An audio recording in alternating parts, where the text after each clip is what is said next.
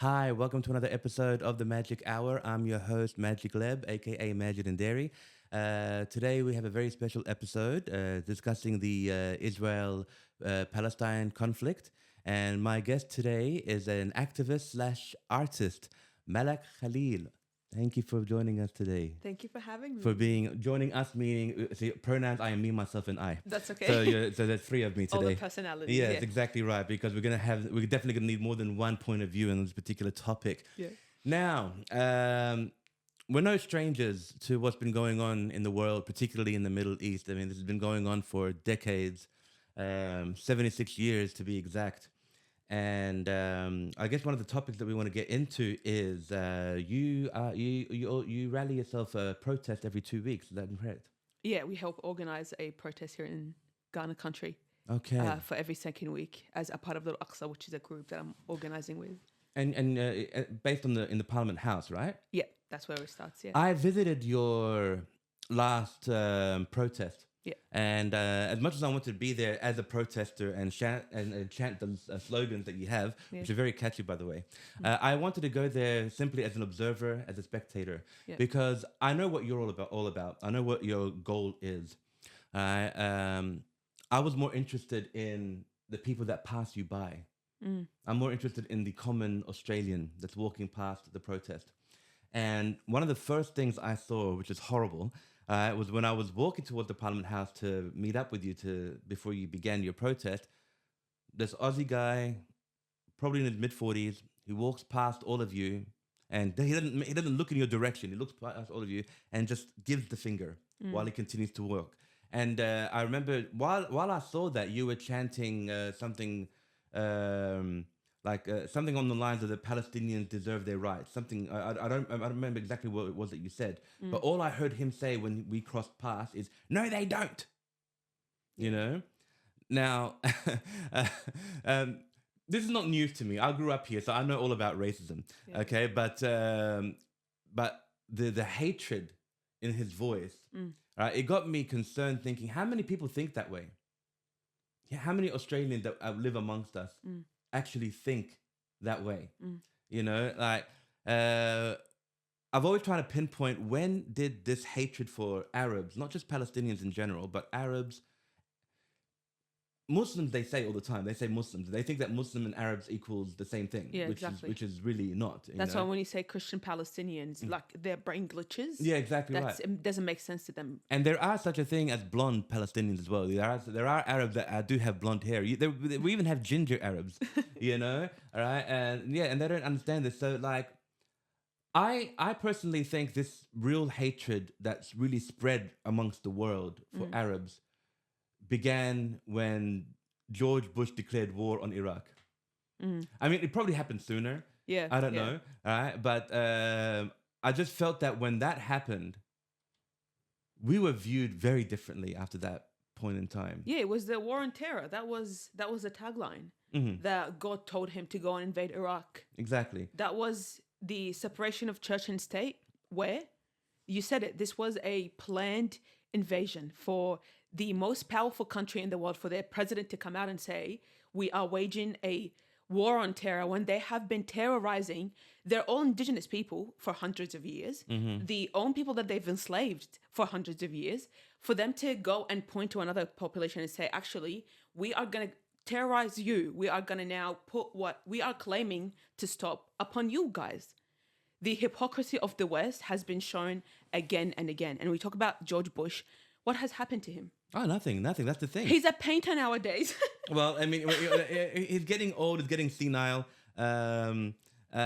Whatever he's doing, obviously, you know, he's in his retirement stage. He's in his golden years. Oh, please. Right. But the point with George Bush, he did not start it. He wasn't powerful enough. His party wasn't powerful enough to start the dehumanization of Arabs and Muslims. This was centuries in the making. Oh, of course. Actually, it was Netanyahu who convinced him to declare war on Iraq. It's a part of the Zionist project. Yeah, exactly right. Speaking as a person, take away religion, take away nationality, take away all that kind of stuff, all nonsense. All right. This whole September 11th thing, I don't I don't doubt for a second that Israel had a hand in it if they weren't the masterminds behind it from the beginning. You hear all these stories, and they have evidence of people who took photos and videos of Israelis celebrating in New York when that happened. That's look. I don't The know if whole I'm not sure if that's a myth or not, but look. but I've seen footages of that on YouTube showing, because there were supposedly Israeli spies there to make sure that everything was going smoothly, to make sure that the attack was successful. But did you also hear this rumor, which I heard this constantly. Not one single Jewish person went to the towers that day. Look, I refuse to engage in this level of like anti-Semitism, they control the world mentality. Yeah. Because that borderline of anti-Semitism, that will affect you and me as well. No, of course. But I just couldn't help but hear those stories. Look, these things, these rumors, that's what comes in and divides us. This is not the problem. Jewish people not working at the Twin Towers did not cause for Iraq to be burnt to fire, for Israel. Like, we are focusing on the wrong things. These things, like we said, you said, I wasn't sure if they're like real or if they happened. Media literacy, we need to like look at like these sources. Who posted this? Why did they post this? Like, these are basic things that we need to look at. You think these are probably just distractions from, to hide what's really going on? That's why you think they come up with all these rumors and they show Absolutely. these videos? They made us turn on each other. You know? They made Muslims that have been living in America for decades and decades become targets of horrors, of the attacks of Islamophobia, the start of Islamophobia, like you said, after 9/11. What the hell happened in America? Yeah. So things like this, they've been embedded. Anti-Semitism was an invention of Europeans. It wasn't invented in the Middle East. It wasn't invented in Asia. It wasn't invented in Africa. It was a European invention. So for us to turn and say, you know what, maybe let's engage in these anti-Semitic tropes, that's not the point of these conversations. I'm glad we can focus on the actual harm that colonialism and capitalism does, and that's the real enemy that is uniting all of us now. Of course. So I'm glad you brought this up, because another person that came up to me during your protest, he was supporting what you guys were doing. All right. And he was talking to me and said, are you for or against? No, I'm against the occupation. I'm here to support. I'm here to watch. Yeah. And what he said was, yeah, those bloody Jews are causing all these problems, which I had to stop and correct him. All right. Now, see, this is the biggest concern is people know there's a conflict, but they don't really know which side to be on or which side is causing what. You know, for him to say these Jews are causing this, I had to stop and tell him, no, your common Jewish person has no involvement in this whatsoever. Yeah. Okay. Being Jewish and being Israeli are two different things completely. All right. And I had to explain to him what's really going on is it's part of the Zionist regime. And he looked at me, what's that? There we go. See, what is that? There we go. He had no idea what Zionism is. I had no idea. I had to sit there. I had to stand there, actually. I had to stand there for 10, 15 minutes talking to him. He was with his teenage daughter. I remember watching you speak you know? to him, yeah. All right. And I was talking to him, and it completely opened his mind entirely, thinking, is that what's going on? And I said, this is a huge part of what's going on. All right. And I urged him if he was to get home, you know, to get on his computer or sit down with your phone, whatever, look up what a Zionist is, all right, and see what's really happening, see who's really causing this particular situation. And so when I see you protesting, which is a fantastic thing that you're doing, you're definitely raising awareness. But I think your goal not only has to be chanting the slogans that we all know, that we all need to hear, but I think education is very important to those who are completely oblivious. Absolutely. Completely ignorant, really. Absolutely. To what's going on. I mean, because the first thing they see, if they see us with this, by the way, I am wearing this out of solidarity of what's been going on. So when people see this, they equal this right next to violence. Or I'm scared of you, or you are going to cause trouble, or you are this. This, to them, people who are not educated on what is going on, they immediately link this to terror or, you know, anything that's malice.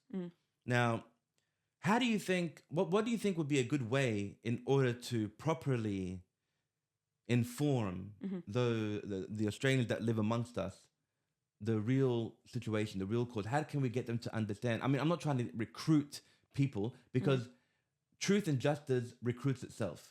Exactly. When people see it, they just fall into it. Yeah. Right? Unlike Zionism, who are brainwashing, saying, be this, they're going to kill you if you don't, which is all lies. We don't have to spend billions of dollars on a propaganda department. That's not what we're doing. Yeah, exactly. The truth is on our side. The purpose of protesting, and like you worded it perfectly, the purpose of protesting is a part of the work that we do. So we are guided, I was telling you about it, by political principles and by guidelines, whether it's spiritual. I'm Muslim, and I speak from my background and from my family, from where we come from, and how I got to this point in this country. All these things led me to a point where, looking into this conflict, like you said, this person came onto the street and said, look at these bloody Jews.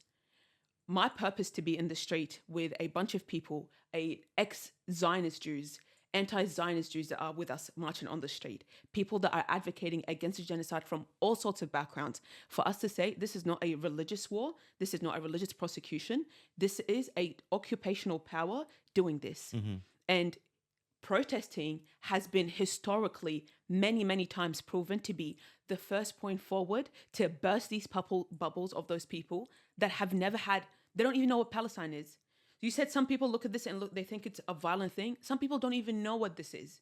They don't even know what the kafir is. The lack of education, the lack of knowledge. Exactly. Like, they are beyond the point of just being violent about it yet. They have no idea what it is. So them seeing dozens of us walking with a kafir on with the Palestinian flags, if they're not even going to like stop and ask us, they're going to take a photo. They're going to go home and ask a question. They're going to Google something. Something will pop up on their timeline. Free Palestine is something that is everywhere. Social media, in the street, anywhere you go, the kafir, concerts, you see videos from people in random places. We are everywhere. Like, they can't stop it. This is what I was saying, like the propaganda machine. Billions of dollars is being funded into stopping us and trying to ban TikTok, trying to censor journalists, arresting journalists in the UK. This is an effort by the colonial and imperialist powers to stop this. When have you ever seen this much support for an Arab country, for a Muslim peoples before? Well, the thing is, the Israelis brought that upon themselves, but because they finally showed their true colors that they've been successfully hiding for so long. There's no doubt in my mind that everybody knows how much media that is under the power, under the control of the Israeli Zionists. You got Sky News, you know, it's Murdoch, which is very biased. He's not even Israeli. He's no. They're all bought. Zionism, but Zionism as a concept in itself, it's not Judaism. Like, this is not. No, it's not. It's not even just Israelis. No, it's not. And the thing is, you have many famous journalists who are under the Zionist payroll and celebrities. You got Bill Maher. You have Piers Morgan, Jordan Peterson. Right? These are all people that speak on the behalf of Zionists. Their job is to basically defend all of their atrocities and to attack anyone that says anything positive about Palestinians or Arabs in general. Now, the one thing that the reason why they want to ban TikTok and other social media platforms is because the one thing they didn't count on that backfired on Israelis big time was, yes, they control all the major media. They can't control individuals. Exactly. And many individuals have gotten huge fan base, huge followings, like this British guy, Clive Owens. I think Owens Jones. John Owens? Yes, that man. Owen Jones? Owen Jones, sorry, not Clive. Owen Jones. Because it was British, I went for the name Clive. You know, it sounded British to me. Right? I've been seeing his stuff almost on a daily basis, and he is a fantastic journalist. He's been on Piers Morgan. Yeah. He's been on real mainstream media platforms. Yeah, major media platforms. And this guy he's not converting anybody. He's just saying what's happening, and people are listening. And this is infuriating their narrative, because that's not what they were going for at all. Because the thing is, yes, they spend all this money on propaganda and people eat it up. Why? Because it's so easy to hate. Hate requires no skill whatsoever.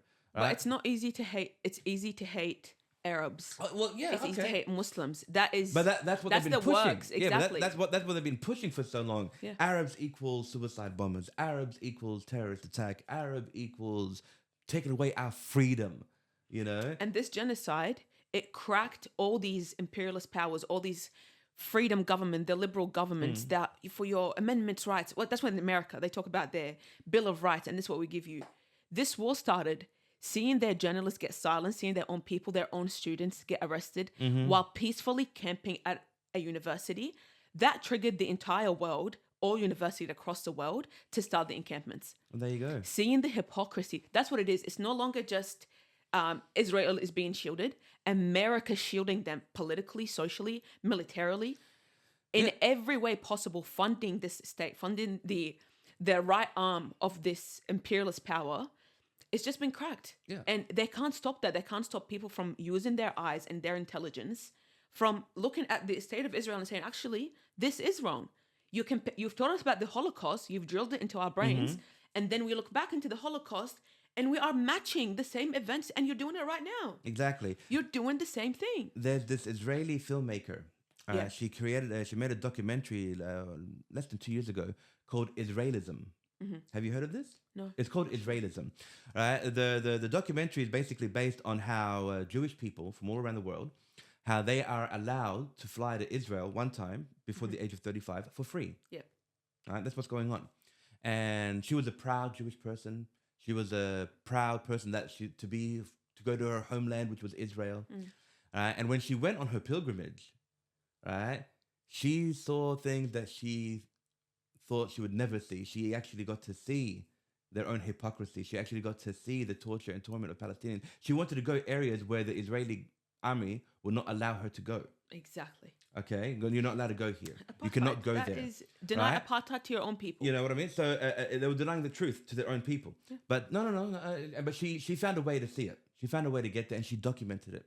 Right? And she made this documentary, and she showed it to Jewish people, a big community in the States where she's from. This documentary got critical acclaim. So like it's working internationally very well right now. Yeah, wow. Right? And it made so many Jewish people turn their heads thinking, what the hell? Is this what's been going on? They've been lying to us. They've lied to us all this time. I thought we were the righteous people. I thought we were the chosen people. I thought we were the ones that learned from being oppressed to become the oppressors. And it really turned things... Again, this was also another critical blow to the narrative they've been so desperately trying to push on all of us. It's a real documentary. It's called Israelism. Check it out. It's fantastic. So... But this is what happens when there's no distinction between a political ideology and a religion. Yeah. This is the result. No, it is. You know, you get random people walking past you in the street and saying bloody Jews. Yeah, exactly right. People have to understand that there's a difference between being Israeli and being Jewish.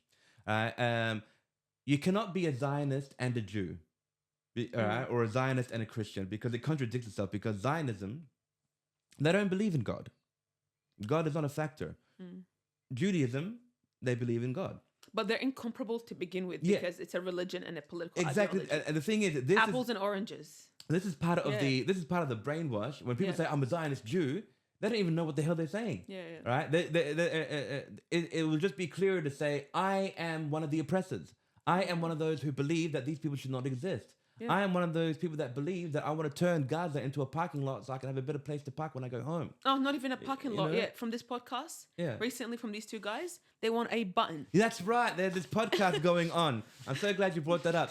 These two Israeli guys, one of them said, give me a red button to push to get rid of all of Gaza. Let's start with the name of the podcast. It's called Two Nice Jewish Boys. See? Last time I spoken to two nice boys, they didn't wish for an annihilation button. Yeah. To sit around and literally daydream about having access to a button to wipe out not just the Gazans. He said all Palestinians. All Palestinians. I mean, that was just... And to deflect it and say, this is not just on me. He goes, you guys think I'm an extremist? This is Israeli society. Yeah, this is what everyone thinks. He was speaking for all of Israel. That's right. I mean, the audacity to actually say this, right, and let alone to film it and to post it. I mean, you know why he can do this? Because he knows there's not going to be consequenced. No. You know there's not going to be any consequence for any of his actions, right? He's not going to... this channel is not going to be banned, right? Any comment that says, oh, you're an asshole for saying that will be banned. That would probably be deleted. But him to say this, see? Death to Arabs, right? Yeah. They chant death to Arabs. I made a comment saying what Israel is doing is wrong, and I hope that one day the Arabs will be victorious and kick them out of the Middle East where they don't belong. Banned. You know, straight away. I didn't use any curse words. I didn't use anything like that. I once wrote, and I'm glad I want to say this. I once wrote, and again, no curse words, no nothing. I said this occupation, which right now I believe is an extermination more than is an occupation. But I wrote this occupation makes the supposed Holocaust look like a walk in the park. That got deleted within minutes after I posted it. I didn't say anything bad. I didn't say anything wrong. I stated an opinion. And it wasn't anywhere near as bad. Give me a button to press to annihilate an entire race of people. Look, and that's the other thing. We don't have to compare this atrocity to the Holocaust for this one to be horrible. No, of course not. Of course not. But The Holocaust was its own evil. Hitler was his own evil. We don't have to compare this to that one for it to make sense. What we are seeing, it's never been done before. This is a new form of Holocaust. 200,000 tons of bombs, more than that was dropped in World War II and Vietnam combined. That is an insane number on the smallest area, like the most populated area in the world. Because it's no longer an occupation. This is clearly an extermination. I mean. It doesn't need to be compared to anything else, because what we are seeing every day, every morning on our phones is horrific enough for us to notice. Mm-hmm. I guess the real big question is, when is the opposing world really going to take action? Right? We hear speeches constantly. They're pointing out the obvious. We know. You're not saying anything new. I condemn this. What they're doing is wrong and this shouldn't happen anymore. Okay, fine. The ICJ, it's been how many months has it been since they issued arrest warrants for Netanyahu and his political entourage? Not only they wanted to also get one of the leaders of the Hamas, that's calling months. What's happened since then? Jack, absolutely nothing. Yeah. Right? Now, people say Zionists control the world. I disagree. I say Zionists are the world. They hold all the cards. They've placed themselves in positions of power throughout the world where no matter what happens, no matter who becomes prime minister, no matter who becomes president all around the globe, it's always going to favor them. But it's not Zionism. I think Zionism is not encapsulating it enough. It's You don't capitalism. Zionism is a branch of what capitalism has done. It's not always existed. Zionism is a very modern invention compared to capitalism, white supremacy, the race theory. Like, these are all, they go much further back. Mm-hmm. Zionism is just a recent ideology that we see embodied in Israel. It is the newest arm of American imperialism, which came down from British imperialism. Okay. Yeah, when they founded in the late 1800s or the early 1900s? Late 1800s, yeah. This was the start of the Zionist project. There were people that didn't agree with that movement at the time. All right? And I think this is how the whole Zionist and Jew became together. Before this, you only had Jewish people. You know what I mean? Before the whole Zionist regime came to play, right? You just had your basic Jews who were practicing Judaism, doing their thing, living their life, living it peacefully, and coexisting. When this ideology came to play, it kind of infected that, and they tried to insert their ideology within the religion so they can become like one, and it kind of corrupted. No, it needed a justification, like the British Empire needed justification. Right. So whenever they cause atrocities, right, they will always say, we're doing this out of our own religion, we're protecting our rights to whatever, and whenever you attack what they're doing is wrong, straight away anti-Semitism. You know what I mean? Okay, now moving on. Sorry with the whole Hitler thing. I'm not a supporter of Hitler or anything like that. I'm just making a statement that I remember reading about that particular part in history, how Zionism and Judaism were becoming as one, and this was the problem that a lot of people saw, particularly that guy. All right, which was the beginning of him going into that direction. He did not start a Holocaust to stop Zionism from starting. He killed. No. That wasn't a thing. He took it out on everybody, particularly because he killed 12 million people. 6 million of them were Jewish people. Yeah, you don't hear about the other 6 million that weren't Jewish. And that's what the Zionist project is about. Yeah. Norman Finkelstein has an incredible book called The Holocaust Industrial Complex. And it is dissecting through history, through facts, through testimonies, through empirical evidence about how the Zionist regime came about and established and used the idea of the Holocaust, the memory of the Holocaust, to establish this regime. It is a methodical process that came about to merge Zionism and Judaism together to establish the state, to protect the Jewish people. Yeah. They were not welcome. They were pushing off the boats of German Jews off from European countries, and we don't want to deal with them. All these European countries now trying to defend Israel. You guys did not host any of these people. The Palestinians opened their homes for all these Jewish Europeans that were under the persecution and the mercy of Hitler in Europe. Yeah. This is the history. You get this state saying, okay, you want to be safe from all these people? Come start here. Yeah, exactly right. And they welcomed them with open arms. All right. The Palestinian people, they welcomed them with open arms. And what was their reward for that? You know, a lot of them there's a lot of militias that were supported by the British Empire, by Western governments, a lot of militias from other countries, a lot of Arab kings and presidents at the time just handed over. The Palestinians did not support anyone that wanted to come and help. Their resistance was slumbered at the time. A lot of history went into this. It's imperialism. You always go back to it. It's money, it's power, it's imperialism and capitalism again and again.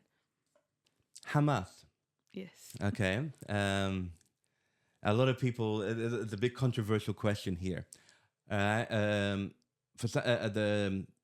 majority of the world believe that Hamas are a terrorist group, which cannot be further from the truth. If anything, they are a resistance group. They are freedom fighters.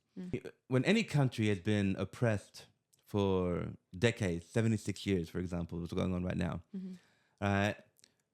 for the opposing country not to rise, for them not to fight back, will just be unintelligent. The fact that, because who are the creators of Hamas and Hezbollah?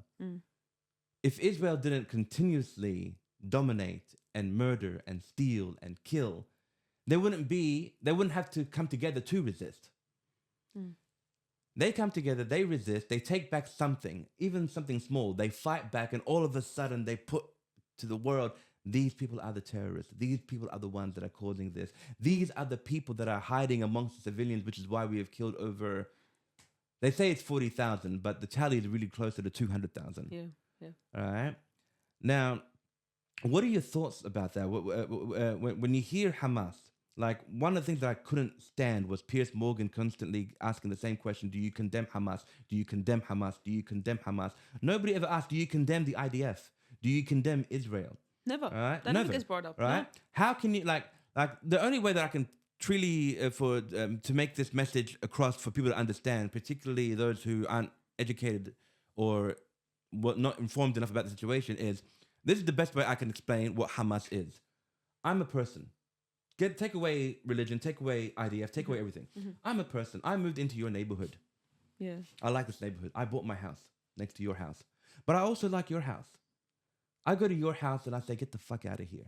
This is my house now. I don't give you any money. I just say, get the fuck out of here. Because I want the other guy's house too, and I want to build something for myself and for my family. And you say no. All right? I bring an entourage and I tell you again, get the fuck out. Again, you say no. I've been here for a long time. I bought my house. It's my place. And then I force you out. All right? You get beaten. You get hurt. You maybe even get killed. And you've got children. And they've witnessed this. And they've seen this. They've survived this. These kids grow up to want to come back later to reclaim their house. And then I say, that's the evildoer. That's the criminal. That's the terrorist. That is Hamas. It doesn't even have to, I love the analogy, but we can look at them in the same way that they prescribe them as a terrorist group according to their laws. We will look at their laws and how we will actually identify a resistant group like this. The ICJ and the ICC have both agreed that these are war criminals and this is an occupation. And the United Nations, the highest, which was formed post the Holocaust and World War II to prevent atrocities from this like happening again.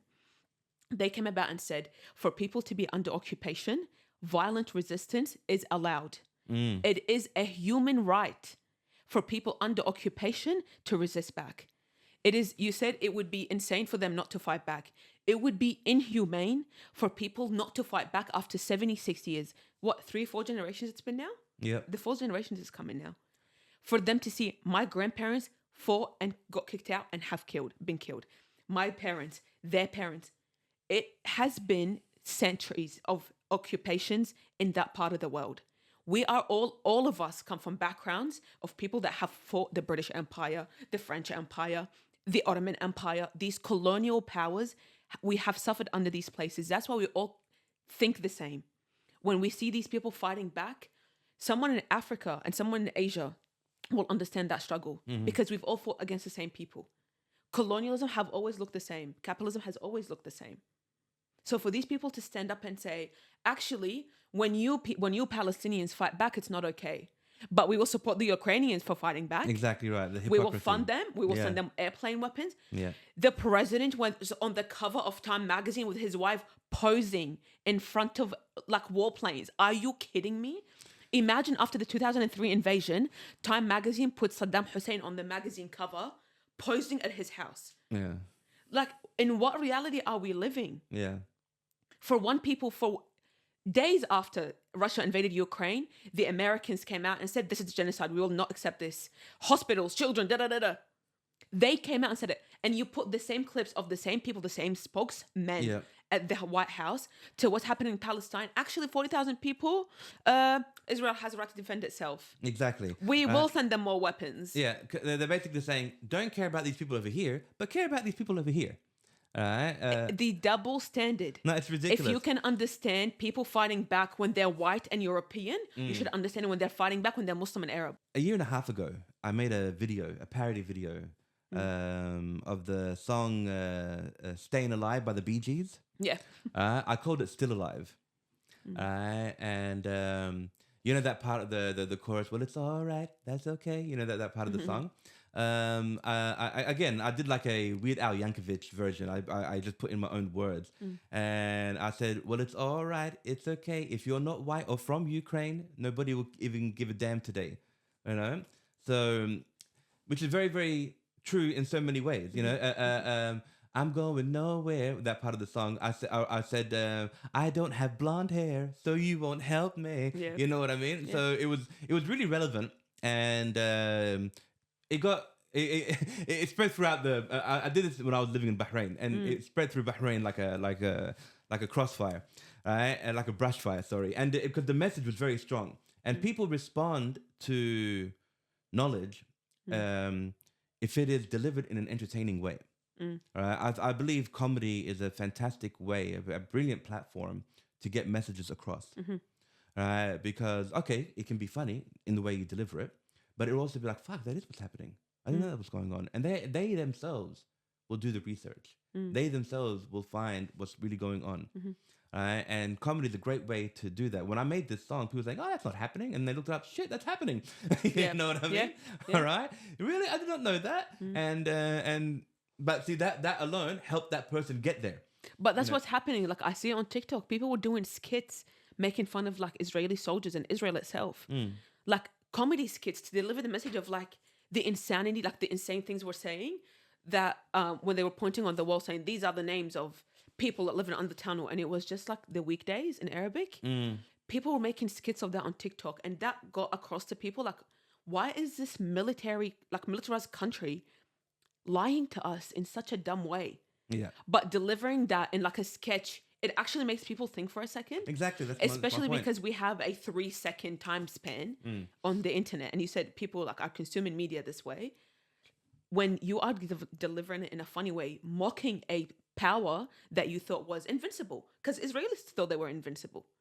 Well, and for 16-year-old white American TikTokers to make fun of you that way and to literally bring your country down, embarrassing. It is. What's more embarrassing is how now in the United States you are not allowed to critique Israel. All right, they I don't know. Did they pass that bill? You're not allowed to make any negative comments about their country. So the BDS is completely banned now. You cannot apply for public funding and state funding if you support or have made a public declaration. No, I think you have to sign to say you do not support the BDS. Yeah. That is, why is an entire country, Americans, you people say we are the ones, why are they signing their loyalty away to a different state? See, the USA, not knowing, they have been already occupied, but in a different way. They're not occupying the US the way they're occupying the Palestinians with brute force and murder. Yeah. All right. In other words, they're doing the exact opposite. They're kissing their asses and making them believe they're actually in charge. You know, when they are the ones that are holding all the cards. You know, so they've been occupied already. That's why a lot of people have been writing comments, "Welcome to the United States of Israel." You know what I mean? Yeah. They're not saying the United States of America anymore. They're mocking the Israelis and they're mocking the Americans at the same time. Americans were given this idea of you're an American, here's the American dream, and here's whiteness. Yeah. And they think that's it. That's it. We are on top of the world. And they have no healthcare system. all They're not educated. They No. cannot afford to break a leg. Yeah. They cannot afford to give birth. The homelessness rate, insane. The incarceration rates. yeah, But a part of that, you said like it's not violent. A part of like what they're doing, that capitalism is violent. But that violence shows in your black people, in your immigrants, in your like the bottom of the ladder people. Yeah. Large parts of the US actually looks like a third world country with their homeless situation, how bad their homeless situations are. Many of the states there, they just look like appalling. And all their tax money, all their tax dollars, The Israelis are enjoying it. Are living the American dream. Literally. Yeah. Free healthcare, free education, They're getting free all of that. transport. They're getting all of that. On American taxpayers' dollars. They got so much money that they will fly any Jewish person, regardless of where they live, to come to Israel for their first trip for free. Descendants of Jewish people as well. Yeah. Like not even a practicing Jew. No. Descendants. Yeah. People that have no converts can fly to this country, and Palestinians can't enter. Exactly. And what do? They take them out to the strip and say, select your area. We're going to build you a house. We'll build you a road. We'll do all this for you. Oh my God, no. I've seen someone that said the day that it broke his Zionism, he was on a tour bus where someone literally pulled out a speaker and they were playing the American national anthem in front of these Israelis in the middle of Israel, like to connect to their brains, America. He said like that was the lowest form of propaganda. Wow. Literally a speaker in their face. Like if you are looking at these Americans that you dumb down to this level where they will believe anything that you tell them, you put a speaker in front of their face and they say, yes, okay, I will follow. See, what do you expect? No, of course. The thing is like, what really gets me is their level of immaturity. You know what I mean? If like, we have the right to say whatever we want to say about anything or anyone.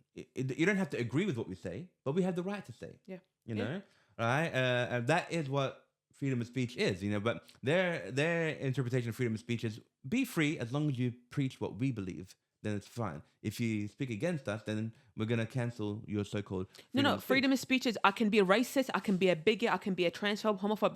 That's freedom of speech.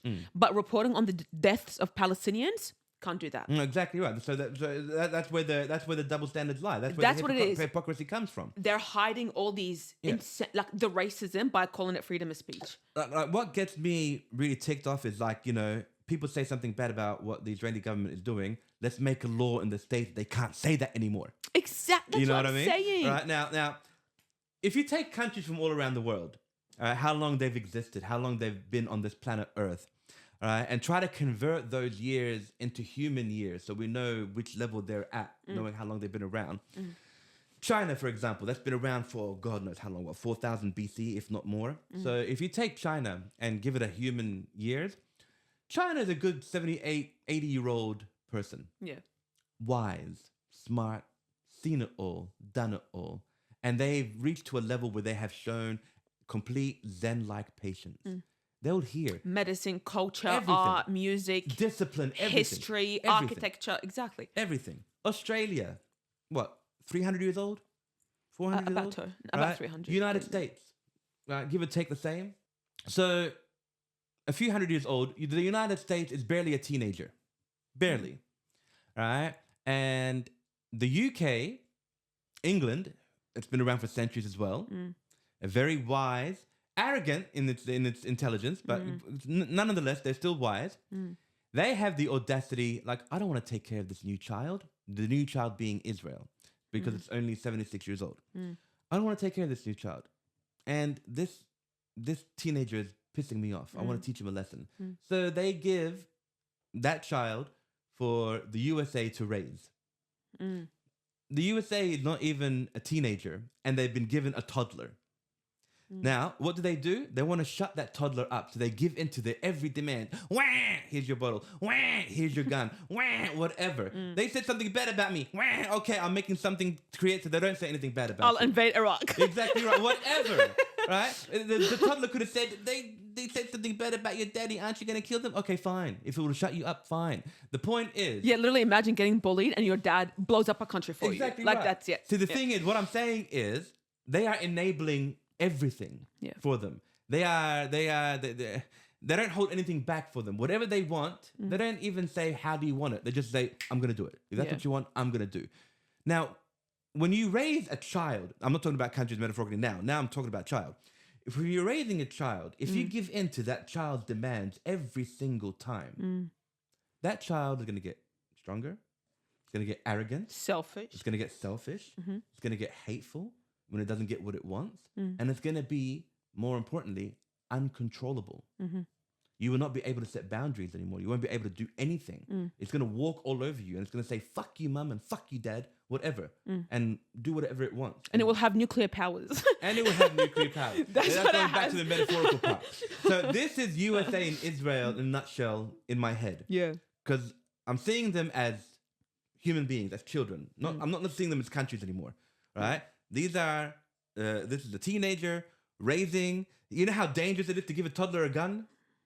You know what I mean? Yeah, Let alone more than a gun. Yeah. To give it buttons that it can push to blow stuff up. Yeah. All right? This is incredibly dangerous. And the fact that the rest of the world, that is the opposing world, that are wise, that are intelligent, that are seeing this catastrophe, and they can't do a thing about it. They want to do something about it, but something is resisting. Something is stopping them from It's wanting our to do. governments, all of us. It's our governments that's stopping us. That's what it is. See, the big question is, and I don't know the answer to it. I don't think anybody has the answer to it. When is it time to declare war? It's already been declared. On Zionism, to declare war on Israel, to march into Tel Aviv and take them down the same way that the USA took down Saddam Hussein. Right? They went to Iraq. They found they took apart his political entourage. Right? They dismantled the military the best they could, and they found him in a hole, and they imprisoned him, and they hung him, and they filmed it. All right. They funded him first. Okay. And they funded him first. yeah. Okay. That's not the issue. But he was their puppet, like just like Netanyahu, though. Yeah. Okay. But no. But Netanyahu, he's done it in a way where he is indestructible. He is invincible. He cannot be touched. All right. They could touch Saddam because they said, "I want to."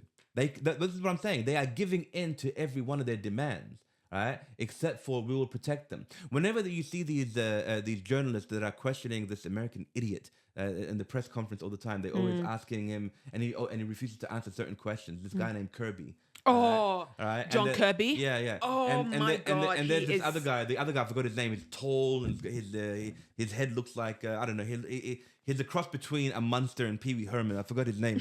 All right, but whenever they ask them a question like, how do you respond to the killing of this 9-year-old girl recently? The first thing they say is, well, we just want to make sure that Israel has the right to defend itself, and we are big supporters of Israel, so we are behind them 100%. And the killing of any children is inhumane and wrong everywhere, and we are getting Israel to investigate what they're doing. Getting Israel to investigate a crime that Israel did is like asking a rapist to investigate himself whether or not he raped. That is a perfect point, because that's literally what they're doing. All right, so what is the point of that complete, like, why can't you do your own investigation? Why can't you they can't send their people, because if they did send their people, Israel would just stop them there. They're not allowing independent journalists to go in. They're not allowing. They banned the Al Jazeera in Israel. What does that tell you? What does that tell you about an entity and a power that does not want people just to report the truth? No. You don't have to twist anything. We don't need a propaganda team. Let people just post what's happening. Yeah. But because it will hurt their image if it's not already hurt enough. More and more every day, people are getting educated on this subject. More and more every day, they are seeing. It's like making a competition. How much lower can they go? How further can they go? Okay. All right. Bad enough, they killed this 4-year-old girl named Hind that Macklemore made a song about. Yeah. All right. They're castrating boys in prison, raping the girls so they can't reproduce. right? And they're arresting children from the ages of 4 years old with no charge. What crime does a 4-year-old do? What crime does a 4-year-old do? Most 4-year-olds can't even articulate, let alone commit crimes. And those that do die, that don't survive, the ones that do die in their jails, all right, their body parts get harvested to take care of sick Israeli patients that need them. Like, killing them is not enough. Yeah. Murdering them is not enough. Raping them is not enough. But let's take their body parts too. Stealing their homes is not bad enough. Let's take their body parts as well. Where's the shame? Last point, yeah. Where's the shame? Like, only in Israel can rape be acceptable. Not acceptable, Supported. defendable. And defendable. And supported, and they made this man into a national hero and celebrity in Israel. Let me tell you about... He removed his mask. Oh. He's not hiding anymore. He removed his mask. I'm the one that did the raping. I raped this Palestinian detainee. And there was this soldier or commander saying, if they are Palestinians, they have the right to. If they are from Hamas, they have the right to rape. They are allowed to. There is no limit to what we are allowed to do to these people. These people are trying to kill us. They said that in the Knesset. They said that like in their parliament. And they said it without any shame. They said it like, get me a glass of water. In that same manner, you know? No shame, no accountability. No one stood up and said, "What? Do you hear the words that are coming out of your mouth? Do you know what message this sends? This message can send as, hey, I'm going to rape. But I'm allowed to rape. But like to Israeli society, fuck the rest of the world, sorry. To Israeli society, to Israeli women, what are you telling your women, to the women living in your society? We will go and we will march and protect the men that rape. That is what message are you sending to the rest of the world? Can you imagine that? Like this is a sick society. What's going on in my head right now is like a man can be in court and goes, you are accused of rape. Yep. And then he's got a posse behind him. But we're defending this guy. He's allowed to rape. He's been asking that girl out for years. She kept on saying no. What choice did he have? You know what I mean? Because now they're trying to make it like it's an acceptable act. We just need to remember they started to justify the invasion of Gaza by saying they raped women in Israel on October 7th. They tried to, all manufactured, by the way. None of it was true. None of it was true. Because a part of dehumanizing Arab men is to call them animals, rapists, disgusting people. So they tried to justify invading Gaza by saying all these rapes. Every Israeli accusation is a confession. Exactly right. You took the words out of my mouth. They started this by saying we are doing this because they raped our woman. But you go and you rape everybody in that society. There are no limits. Yeah. There are no worse crimes. Like we keep thinking it can't get worse, and it just keeps getting worse. I'm saying, like, how much lower can they go? They continue to go lower and lower and lower, and people are starting to see this. Yeah. Right? Like, remember that speech that Biden made? I saw pictures of decapitated babies. Do you remember that? Yes. Right? First week. All right. And where are those pictures? All right.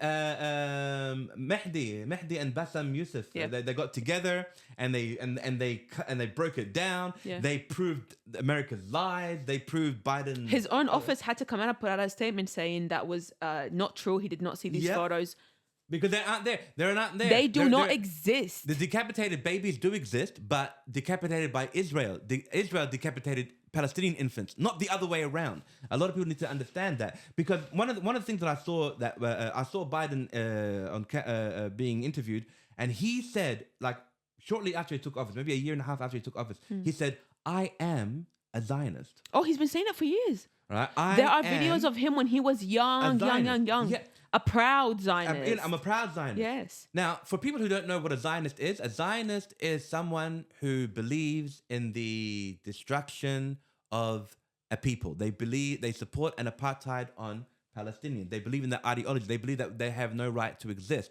That is what a Zionist is. If you ask what a Jewish person believes, they wouldn't say anything remotely close to that. Now, in today's time, admitting I am a Zionist. How different is it that in the 30s and 40s, if somebody said, I am a Nazi? In those days, yeah. If somebody admitted they was a Nazi, there's no question, there's no arrest. Yeah. That should be happening today. I am a Zionist, chick, boom. It's not, it needs to get to a point where, no, they should feel ashamed of saying it out loud. They should. I mean, Nazis weren't bragging.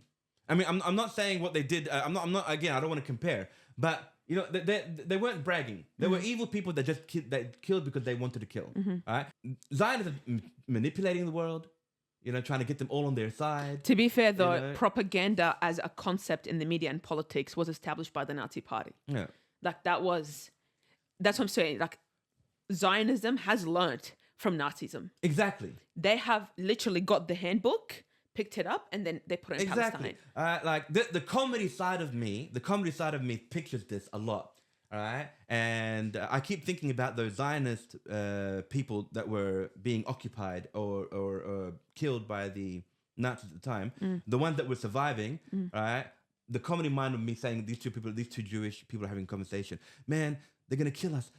If we survive this, I mean, how are we gonna live? Don't worry, man. They're not gonna succeed very long. Why not? I'm seeing a lot of holes in what they're doing. Right? This is gonna end, and it's gonna end badly for them. Which is why when we got to power, we're gonna avoid these mistakes, so that when we start oppressing and we start killing, we're not gonna make the same mistakes that Hitler's doing. Hitler's fucking up. I'm not gonna say anything because I want to watch him fall on his own. Right? So it's like when those parents abuse their children. They beat the crap out of them. They raped them, some of them, you know, they physically abused them. When these kids grow up, they're not going to be saints now, are they? They're going to repeat. They're going to do the same behavior that was done upon them. Right? Cycles of abuse, yeah. You know what I mean? Repeat themselves. They're going to go out and abuse and hit and kill or whatever. They're going to do what their parents did to them. You know what, though? Honestly, when you look at South Africa and you look at how they freed themselves, when the apartheid got dismantled. I mean, it's never completely gone. Like, South Africa is still in shambles. But when the apartheid got dismantled, it wasn't that black people went out and just killed all the white apartheid colonizers. Like, when Israel, inshallah, gets dismantled, the Palestinians for decades have been saying, we will coexist and live with you. We have done it with Jewish people for centuries prior to this. We don't want to be under occupation anymore. Exactly. The problem is the violent occupation. It's the open air concentration camp. That's the problem. It's not they're living side by side with Jewish people. Al-Quds, Al-Aqsa in itself is a prime example. Abrahamic religions, the most common place for them to be are in Palestine. For us to say this is only this people's land or this people's land, it's historically wrong. Religiously, if you look at it, it's also wrong. That's why we're saying there's a distinction between Zionism and Judaism. It stands here as well. Zionists don't believe in God, let alone in the Holy Spirit that exists in Al-Aqsa, whatever it is, like theologically aside. But all these things are in common. All these things come together. And you look at the Zionist project and what they're doing around the world, this is the plan. This is what they're trying to do, and it's succeeding. But not anymore. Hopefully not anymore. Not anymore. But when the Palestinians finally rise, it will not be like this violent thing. What will they do to us then? Your violent mentality, you have been violent towards them for 76 years. Yeah. We know what you're capable of. Exactly. You've shown us what you're capable of. Be democratic. Let them be free. Elect your own people. Decide for yourselves together as a people. The ones that can't live amongst Palestinians, and happen in South Africa as well. All the ones that couldn't live. Zimbabwe, same thing. When it dismantled the apartheid and the oppression of the indigenous people and the black people there, all the ones that didn't want to be living amongst the blacks went back to wherever they came from. All dual citizens, just like the Israelis Israel's are. a dual citizen. You have a home to go back to. The Palestinians, that's their home. See, the thing is, like, let's say they did succeed. God forbid. They did succeed. They wiped out all the Palestinians. Are they going to stop there? Not, because who do you think these weapons are going to get sold to next? They're testing them on the Palestinians.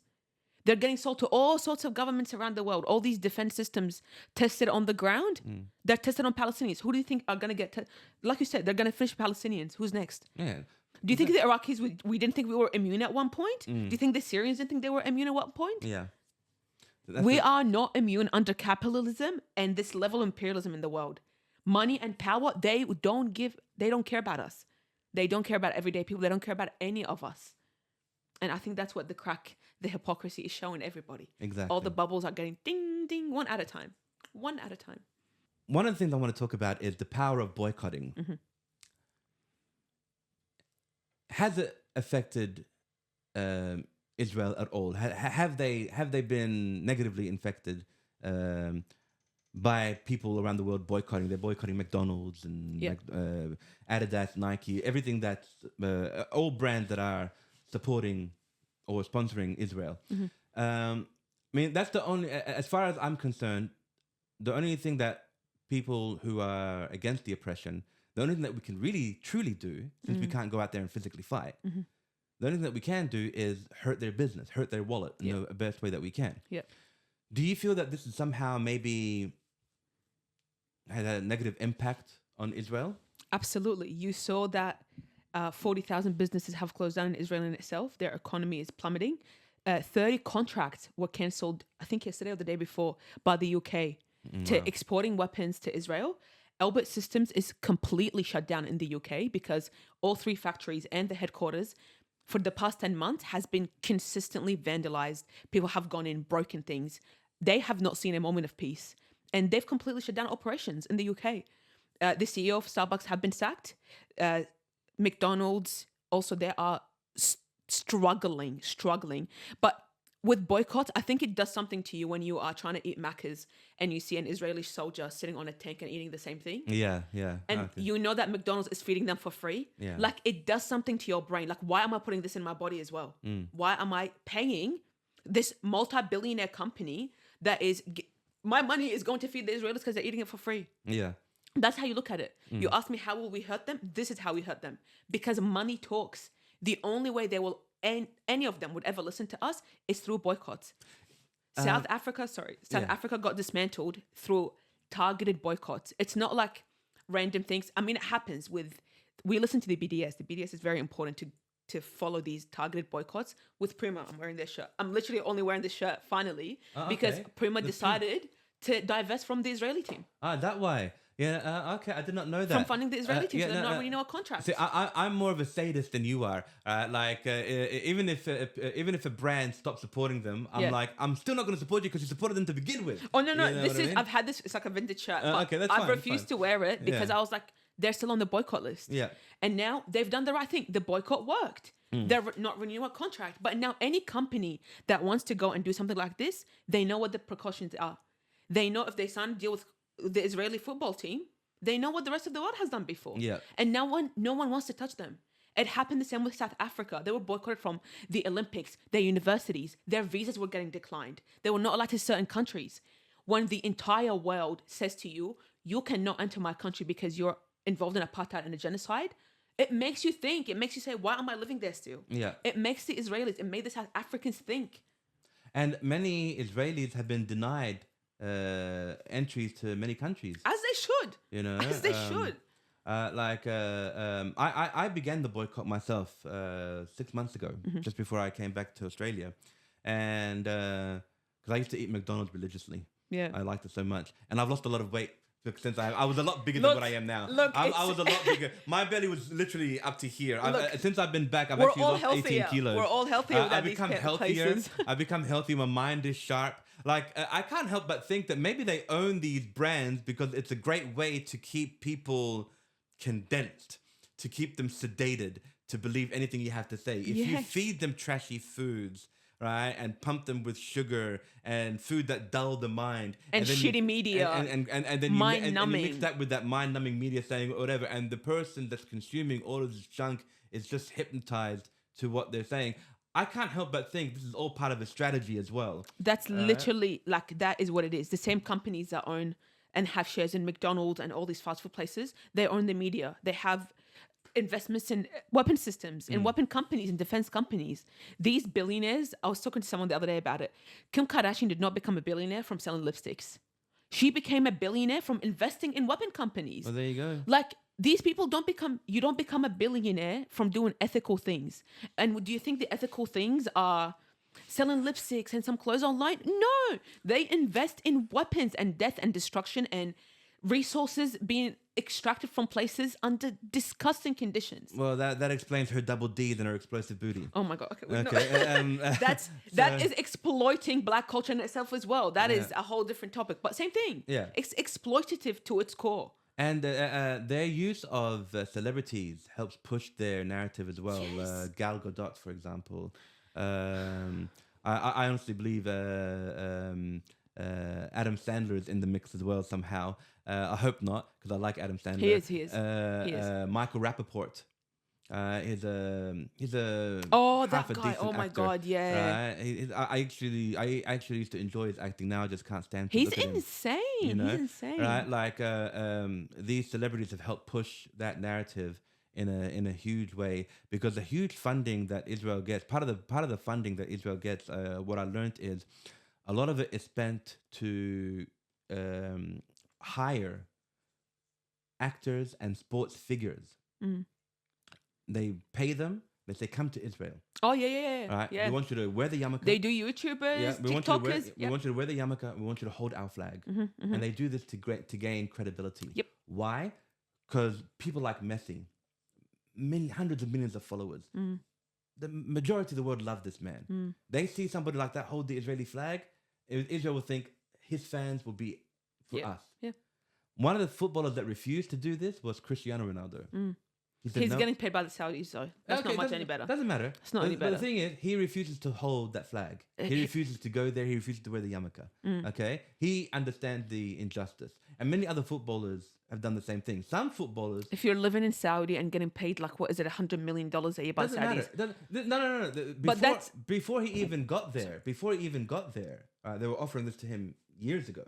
Yeah. You know what I mean? But that's what I'm saying. Like, they're getting it from the Saudis. Yeah. It's not that much of a difference. But there were some footballers that betrayed Israel. They took the money that Israel gave them, and they took that money and gave it to the Palestinians. That infuriated them big time. So now they're handpicking them and making them sign contracts, and what to do with that money if they would have given that money, so that that money doesn't go to the Palestinians, because that backfired on them big time. And the person that did that was Ronaldinho, which is why he's a legend. All right. So I honestly believe that boycotting also is the only weapon we have in our arsenal to help defund them in any way, even if it hurts them, even if it's just a pinprick.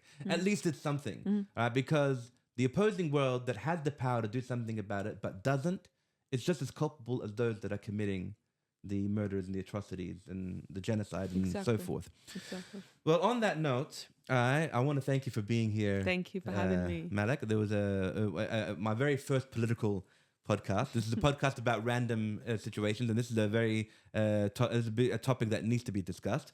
I guess I just want to leave by saying these words. I really hope that what you took out of this was that you learned something new, that you were informed about something that you may not have been aware of, and that you do your own research and find out exactly what it is that's going on. And every second Sunday, Melak heads a protest starting at the Parliament House here in Adelaide. And I really urge you all to show your support, or at least be a spectator and get informed and see what's really happening. Israel's atrocities have been going on for decades, and it's time that you are all aware of this. And I'm going to leave by saying these final words. One cannot spell Israel without the following letters. Liars. Enough is enough. Thanks for watching, and I hope you catch my next episode. Ciao. I'm broke, bitch!